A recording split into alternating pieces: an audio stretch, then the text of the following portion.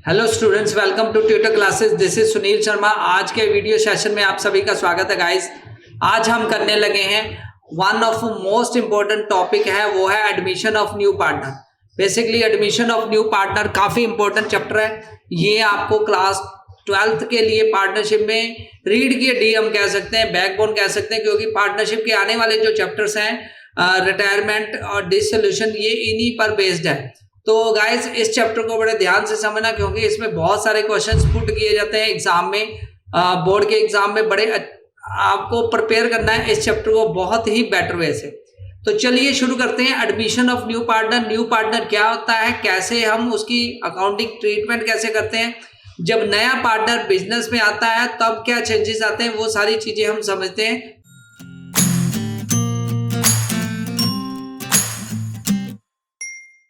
जब भी new partner admit होता है बिजनेस में तो क्या चेंजेस आते हैं, वो हम सबसे पहले समझेंगे।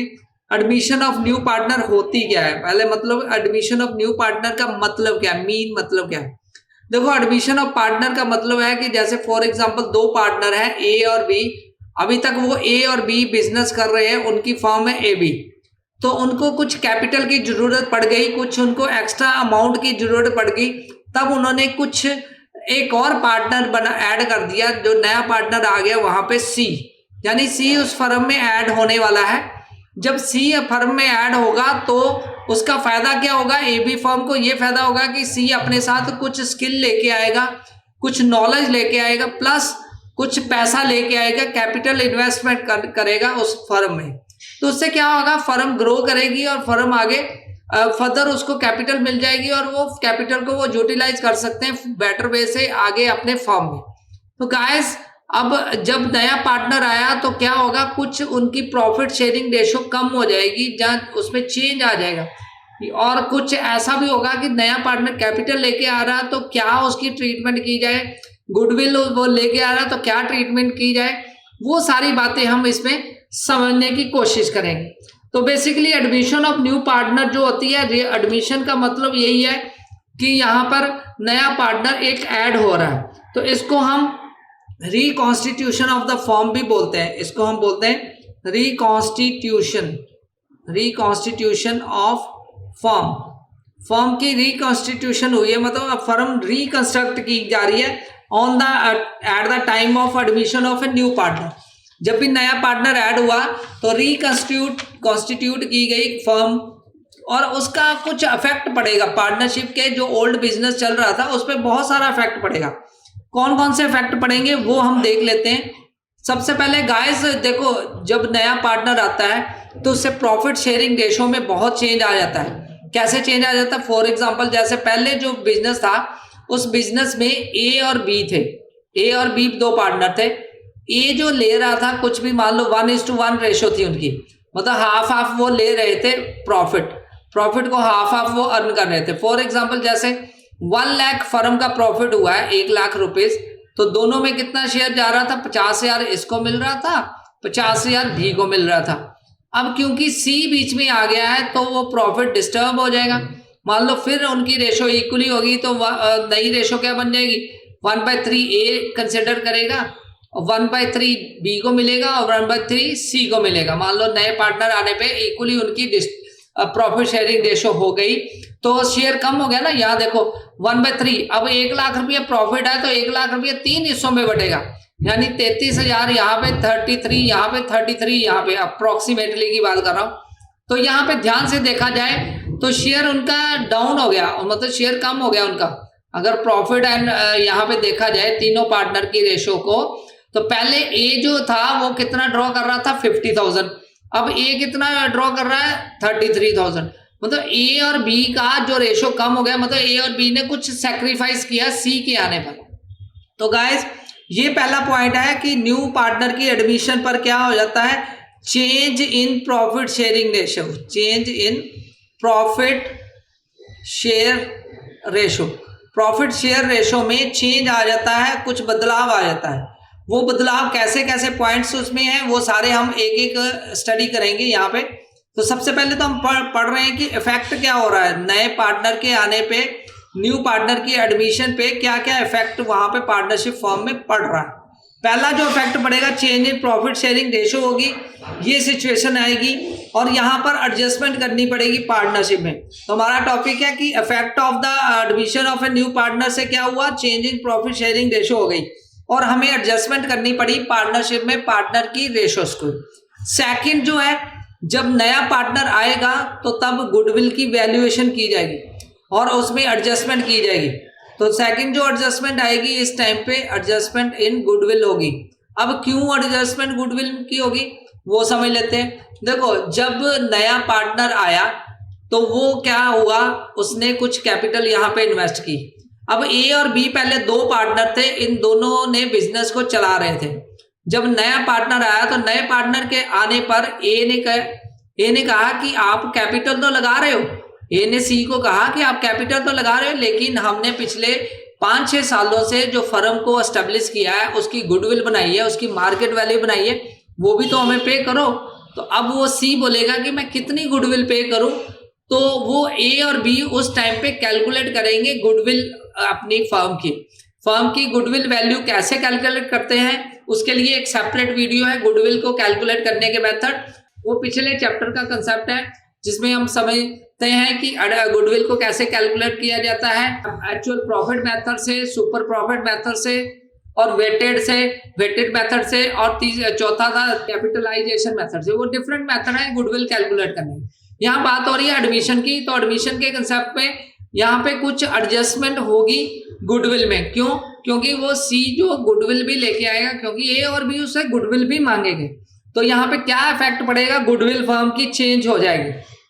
थर्ड जो होता है, क्या इफेक्ट पड़ता है एडजस्टमेंट में। एडजस्टमेंट जो कौन कौन सी रिक्वायर्ड होती है, पहली है change in profit sharing ratio मैंने बता दी, दूसरी एडजस्टमेंट इन गुडविल बता दी।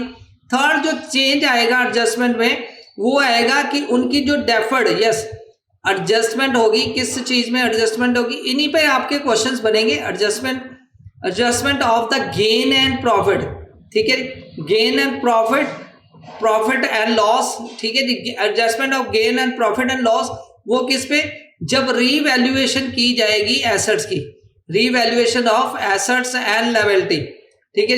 एसेट्स एंड लायबिलिटी की रीवैल्यूएशन की जाएगी, क्योंकि नया पार्टनर आ रहा है तो नए पार्टनर के आने पर फर्म दोबारा उसको एसेट्स की रीवैल्यूएशन करेगी, क्योंकि अब 3 पार्टनर है, 3 पार्टनर को पता होगा कि इस फर्म के कितने एसेट्स हैं, कितनी लायबिलिटी है, उसके अकॉर्डिंगली आगे जो बिजनेस चलेगा। तो यहाँ पे रीवैल्यूएशन ऑफ एसेट्स होगी, वो आपस में एडजस्टमेंट होगी, ओल्ड पार्टनर आपस में एडजस्टमेंट करेंगे, ठीक है।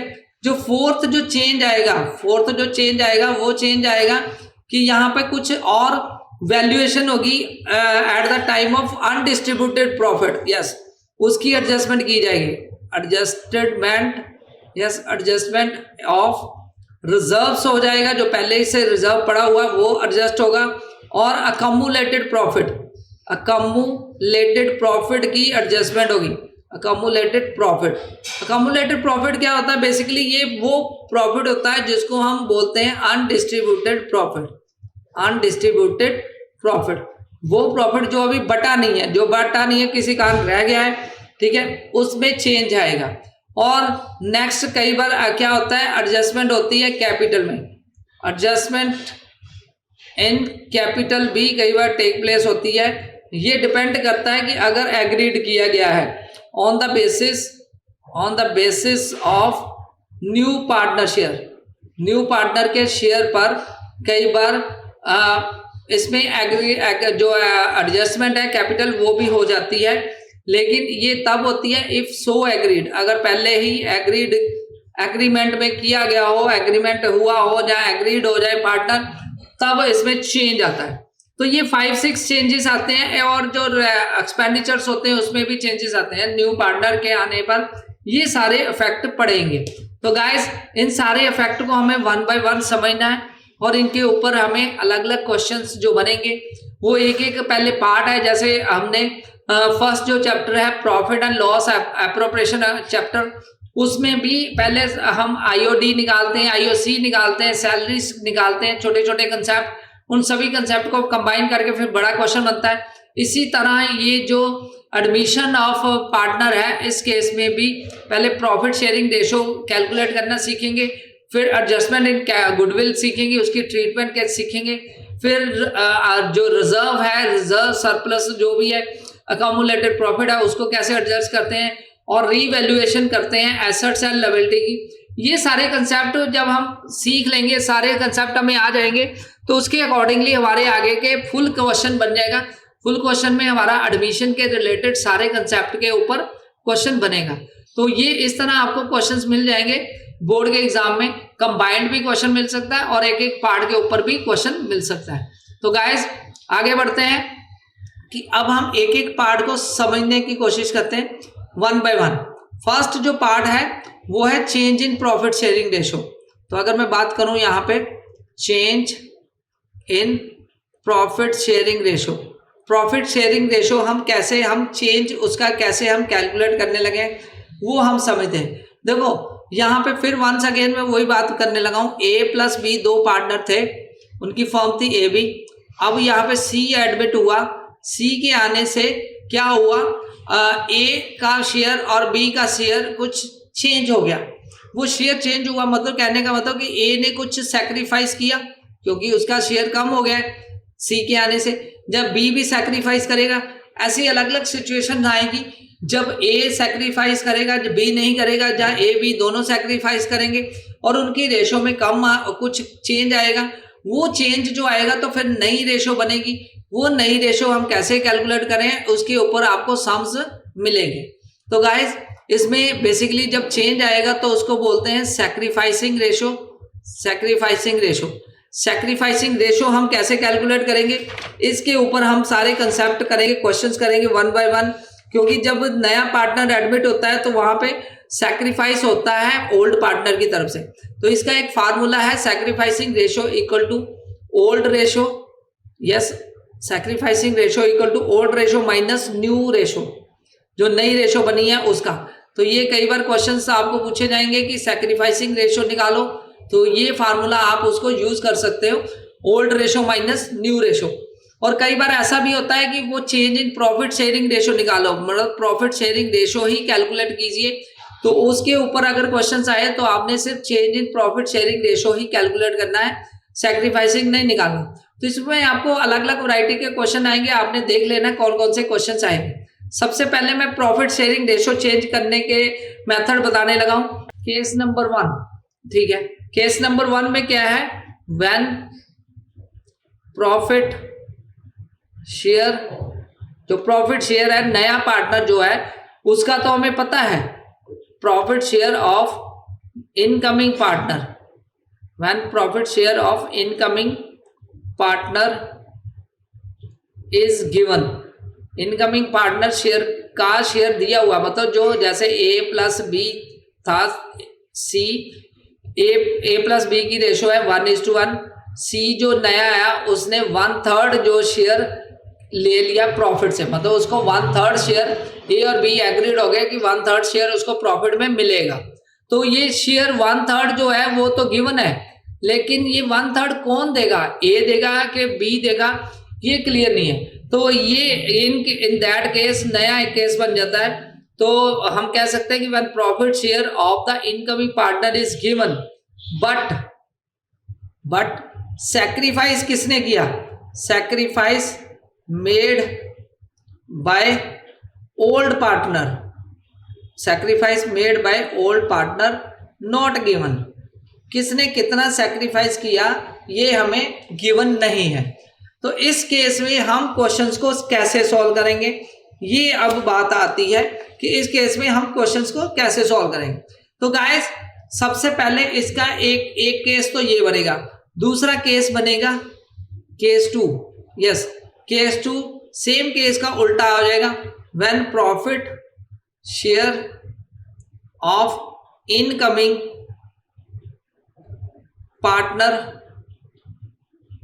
गिवन है, यानी जो सी आया उसका शेयर तो गिवन है 1/3, और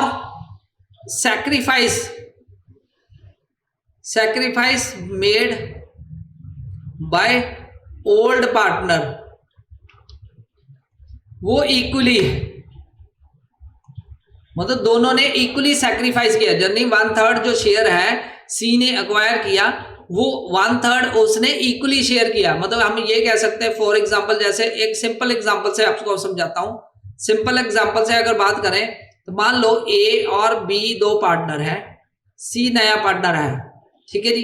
तो सी ने कहा कि मान लो मैं आपसे 1000 रुपया लूंगा, सी ने कहा कि मैं 1000 रुपया लूंगा ये प्रॉफिट में, ठीक है। तो अब 1000 रुपया कौन देगा, 1000 रुपया कौन देगा ये क्लियर नहीं है, तो वो है केस नंबर 1। और केस नंबर 2 क्या है, 1000 रुपया जो पे करेगा, 1000 रुपीज जो पे करेगा ए और बी, वो इक्वली पे करेंगे। इक्वली पे करेंगे मतलब ये 1000 का जो है वो बराबर हिस्सा, दो हिस्से हो जाएंगे। आधा हिस्सा जो पे करेगा ए पे करेगा सी को, और आधा हिस्सा पे करेगा कौन, बी पे करेगा। मतलब हाफ हाफ जो है ए पे करेगा अपने शेयर से, जो उसका अपना उसकी मतलब जो पॉकेट में पैसा होगा उससे वो हाफ, मतलब इस 1000 का हाफ वो पे करेगा ए, और बी की पॉकेट में जो पैसा होगा उसका जो हाफ वो पे करेगा बी। 1000 का हाफ वो पे करेगा बी अपनी पॉकेट से। तो ये है केस नंबर 2। तो इन दोनों केसेस को समझते हैं, उसके अलावा भी बहुत सारे केसेस बनेंगे, वो भी 1 बाय 1 आपको पहले मैं समझाता जाऊंगा। तो आज का बेसिकली फोकस हमारा है प्रॉफिट शेयरिंग रेशियो को हम कैसे कैलकुलेट करते हैं अलग अलग कंसेप्ट के अकॉर्डिंग। तो गाइस काफी इंपॉर्टेंट है ये, इसको समझ लेते हैं। इसको एक एग्जाम्पल के साथ करते हैं। तो गाइस काफी सिंपल एग्जाम्पल है, देखो यहाँ पे एग्जाम्पल लेके चलते हैं। फॉर एग्जाम्पल ए और बी दो पार्टनर है, सी को उन्होंने एडमिट किया। ए और दो पार्टनर का शेयर दिया हुआ, मान लीजिए कि ओल्ड पार्टनर है ए और बी, वो उनकी ओल्ड रेशो है 5:3। वो पहले अपना बिजनेस चला रहे 5/3 रेशो में, 5/3 में, और उन्होंने सी को एडमिट किया 1/4 शेयर इन प्रॉफिट में 1/4 शेयर। लेकिन ये क्लियर नहीं है कि 1/4 शेयर वो किससे मिलेगा, ए से मिलेगा कि बी से मिलेगा कि दोनों से मिलेगा। इस केस में हम कैसे कैलकुलेट करेंगे वो समझ लेते हैं। देखो सबसे पहले हम तो निकालेंगे ओल्ड शेयर्स, ठीक है जी। तो ओल्ड शेयर इनका क्या बन गया, इसका बन गया, ए का शेयर बन गया 5/8 और बी का बन गया 3/8, ठीक है जी। अब यहाँ पर हमें ये नहीं क्लियर कि 1/4 कहाँ से मिला है, तो फिर हम total share of the firm 1 मान लेंगे और वहां से उसका सी का शेयर निकालेंगे। तो हम मान लेंगे लेट टोटल शेयर कितना है, 1 है, ठीक है जी। तो उसमें से सी का शेयर, सी ने टोटल शेयर में से ले लिया 1/4, ठीक है जी। तो 1/4 सी ने अक्वायर कर लिया, ठीक है। तो रिमेनिंग कितना बचा फर्म का, अब फर्म के पास बचा कितना रिमेनिंग, 1 - 1/4। फर्म के पास रिमेनिंग बचा 1/4। तो ये 1 - 1/4 कितना हो गया, 3/4। ये 3/4 है, ये कहाँ कौन कंट्रीब्यूट कर रहा है, किसके पास है, ये 3/4 बच गया ए के पास और बी के पास जो रिमेनिंग शेयर। तो ये दोनों में डिस्ट्रीब्यूट होगा। तो यहाँ पे हम निकालेंगे ए का न्यू शेयर। तो कैसे आएगा, सी का तो क्लियर है, ए का न्यू शेयर कितना आएगा, ए का जो ओल्ड शेयर ए का कितना था। तो अगर ओल्ड शेयर की बात करें तो 5/8 है, तो 5/8 ओल्ड शेयर मल्टीप्लाई कर देंगे ये जो रिमेनिंग है 3/4, क्योंकि उसने 1/4 तो कंट्रीब्यूट कर दिया। 1/4 कंट्रीब्यूट करने के बाद जो बचा शेयर वो ए और बी में डिस्ट्रीब्यूट हो जाएगा। तो ए का शेयर कितना बच जाएगा, उसकी ओल्ड रेशो मल्टीप्लाई बाय ये जो 3/4 रिमेनिंग है। तो इसको हम मल्टीप्लाई कर देते हैं, ये बन गया 15/8×32 32।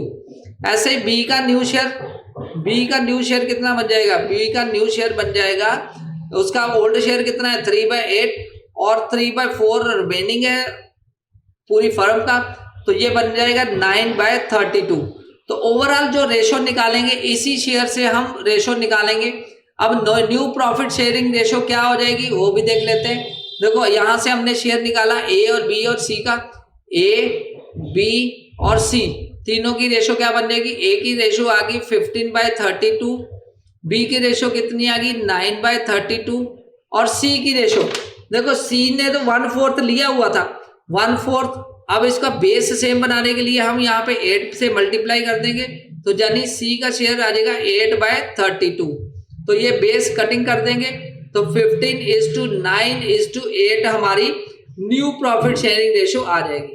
ये था केस नंबर 1 जिसको हमने बड़े बेटर वे से सॉल्व किया। तो वंस अगेन ये केस बता देता हूँ, इस केस को कैसे सॉल्व किया। देखो ए और बी जो थे पार्टनर, उनकी जो रेशो थी 5:3 रेशो थी। सी एक्वायर कर रहा था कितना, सी एक्वायर कर रहा था, सी एक्वायर कर रहा था 1/4 शेयर। अब किससे एक्वायर कर रहा था ये नहीं पता था, ये टोटल फर्म से एक्वायर कर रहा था, क्योंकि रेशो ऑफ ओल्ड पार्टनर कितना कंट्रीब्यूशन है वो नहीं गिवन है। ये केस नंबर 1 है। तो याद रख लेना, जब भी कंट्रीब्यूशन बाय ए और बी नॉट गिवन हो तो यही मेथड लगेगा। इसमें हम फर्म का फुल शेयर 1 मान लेंगे और फिर रिमेनिंग निकालेंगे।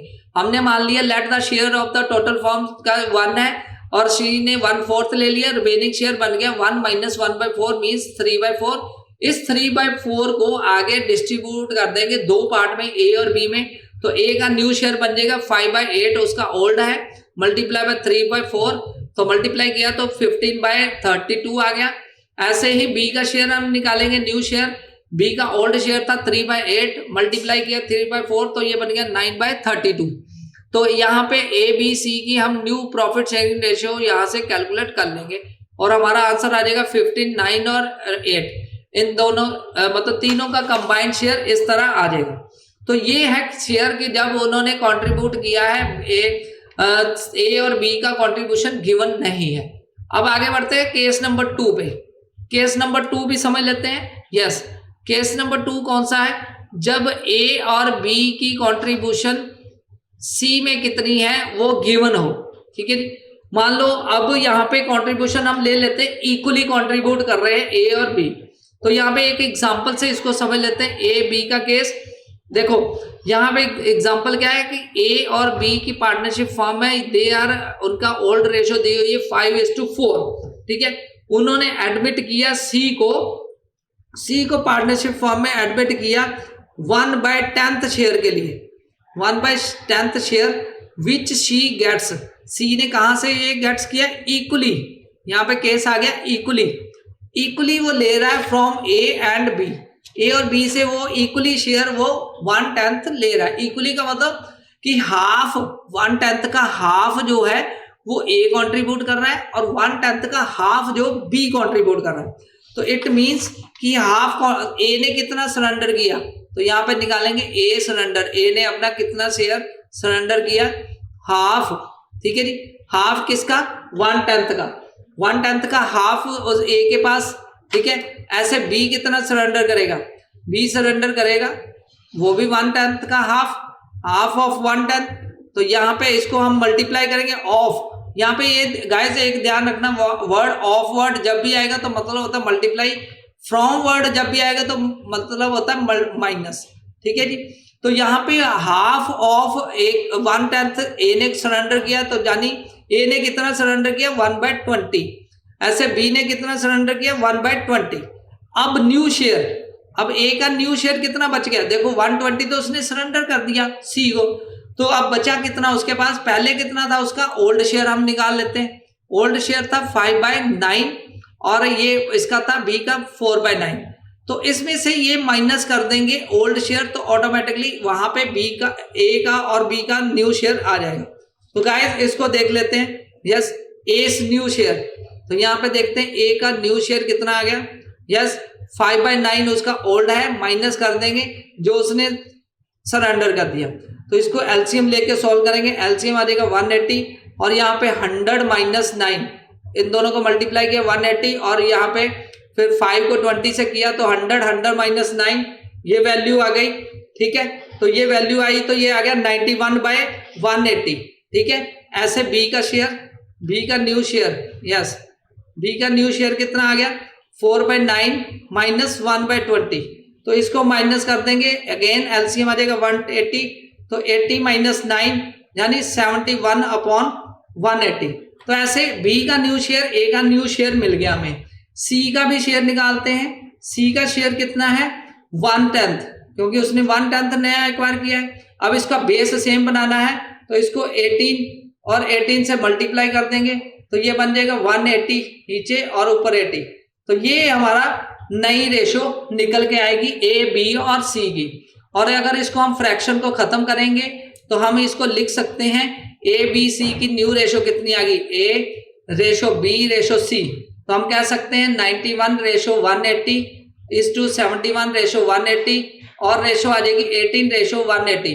तो ओवरऑल इसको हम फ्रैक्शन को खत्म कर देंगे तो 91:71:18 ये फाइनल हमारा आंसर निकल के आएगा। तो गाइस ये है न्यू रेशो कैसे हमने कैलकुलेट की इन तीनों इनके केस में कि जब वो इक्वली कंट्रीब्यूट कर रहे हैं A, B and C. I hope कि आपको ये सारा कंसेप्ट समझ लग गया होगा, जिसमें मैंने आपको बताया कि एडमिशन ऑफ पार्टनर क्या होती है और रेशो वो कैसे कंट्रीब्यूट करते हैं, दोनों ए और बी कैसे सरेंडर करते हैं। पहले वाले में जब उनका कंट्रीब्यूशन नहीं गिवन थी, दूसरे वाला केस जब उनकी कंट्रीब्यूशन गिवन थी। तो आज का सेशन लंबा ना हो जाए इसलिए हम यहीं पे क्लोज करते हैं। नेक्स्ट सेशन में मैं आपको सैक्रिफाइसिंग रेशो के कुछ सम निकालूंगा और सैक्रिफाइसिंग रेशो कैसे कैलकुलेट करते हैं ये बताऊंगा। तो गाइज आई होप कि आज का सेशन काफी आपको इंटरेस्टिंग लगा होगा और काफी कुछ आपने यहाँ से सीखा होगा। अगर आपने अभी तक हमारा चैनल ये सब्सक्राइब नहीं किया तो आप इसको सब्सक्राइब कर सकते हैं, क्योंकि गाइस हम आने वाले टाइम पे आपके साथ बहुत सारी अच्छी अच्छी वीडियोस शेयर करने लगे हैं, बहुत अच्छा कंटेंट लेके आएंगे। तो सब्सक्राइब कीजिए और ट्यूटर क्लासेस के इस चैनल को एग्जाम आप टेलीग्राम पर भी हमारे साथ ज्वाइन कर सकते हैं और अपनी एग्जाम की प्रेपरेशन बेटर वे से कर सकते हैं। Thanks a lot for watching this video guys, take care, bye.